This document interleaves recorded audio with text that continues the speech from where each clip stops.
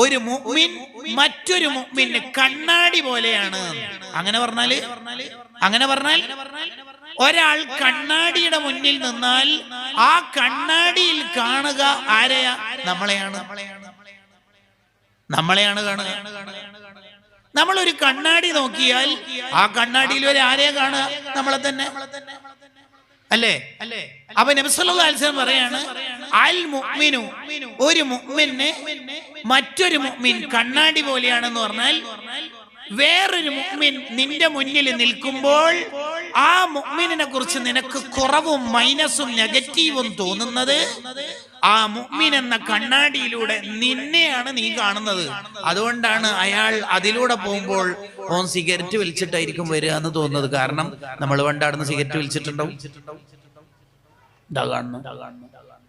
ഒരു മുഅ്മിൻ മറ്റൊരു മുഅ്മിന്റെ കണ്ണാടി പോലെ എന്ന് പറഞ്ഞാൽ നിന്റെ മുന്നിൽ നിൽക്കുന്ന മുഅ്മിനെ കുറിച്ച് നിനക്ക് മോശം ചിന്ത വരുന്നത് നിന്റെ മുമ്പിലുള്ള ഈ മുഅ്മിൻ ഒരു കണ്ണാടി പോലെയാണ്. ആ മുഅ്മിനെ നിനക്ക് നോക്കുമ്പോ എന്തൊക്കെയോ കുറവ് തോന്നുന്നുണ്ടെങ്കിൽ ആ കണ്ണാടിയിലൂടെ നിന്നെയാണ് കാണുന്നത് മോനേന്ന് തതഹുറുൽ ജിസ്മി വൽ ഫുആദ് മിൻ സൂഇൽ ലന്നി ബി അഹദിൻ മിനൽ ഇബാദ് എന്ന ഗ്രന്ഥത്തിൽ ഷഹറാനി ഇമാം വ്യാഖ്യാനിക്കുന്നു. ആരെങ്കിലൊക്കെ കണ്ടാൽ നമുക്ക് എന്തെങ്കിലും മോശം വിചാരം വരുന്നുണ്ടെങ്കിൽ ഉടനെ തീരുമാനം എടുത്തോളി നമ്മുടെ ഹൃദയത്തിൽ